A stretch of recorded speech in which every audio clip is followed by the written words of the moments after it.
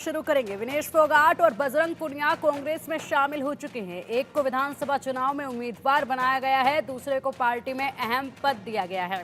कांग्रेस में दोनों के शामिल होने पर कुश्ती महासंघ के पूर्व अध्यक्ष और बीजेपी नेता बृजभूषण शरण सिंह ने कहा है कि अब ये साफ हो गया है कि खिलाड़ियों के आंदोलन के पीछे कांग्रेसी थे। आपको मालूम है कि विनेश फोगाट को कांग्रेस ने हरियाणा विधानसभा चुनाव में जुलाना से टिकट दिया है, तो वहीं बजरंग को पार्टी में ऑल इंडिया किसान कांग्रेस का कार्यकारी चेयरमैन बनाया गया है। कांग्रेस में शामिल होने के बाद फोगाट ने बृजभूषण के खिलाफ लड़ाई को जारी रखने और इसे अंजाम तक पहुंचाने की बात कही है।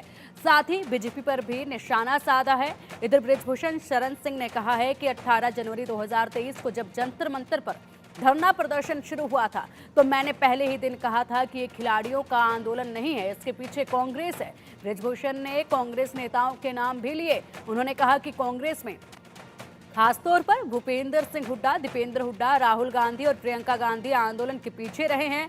सवाल है कि विनेश बजरंग के सियासत के दंगल में कुश्ती के दंगल की तरह सफलता मिलेगी, क्या उन्हें जनता की सहानुभूति मिलेगी?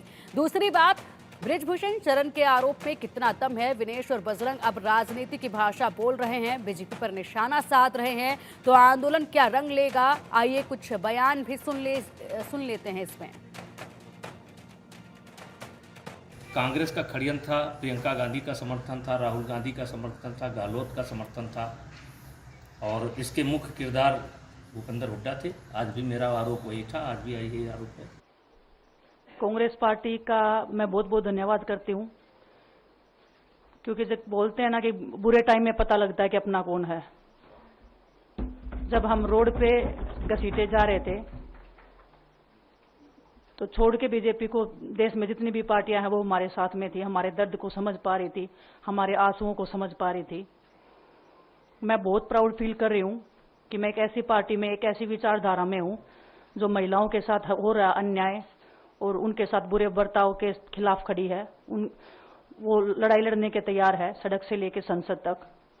और मैं विश्वास दिलाती हूँ पूरे देशवासियों को कि जो मेहनत, जो लगन से हमने रेसलिंग में काम किया है, हम चाहते हैं कि देश के हर एक नागरिक को जो दर्द, जो तकलीफ हमने झेली है, खासकर महिलाओं के लिए, हर एक उस महिला के साथ में हम खड़े हैं जो अपने आप को लाचार, अपने आप को बेबस समझती है। रेसलिंग में मैंने पूरा कोशिश किया कि मैं जितनी भी महिलाओं को, छोटी बच्चियों को इंस्पायर कर सकती हूँ।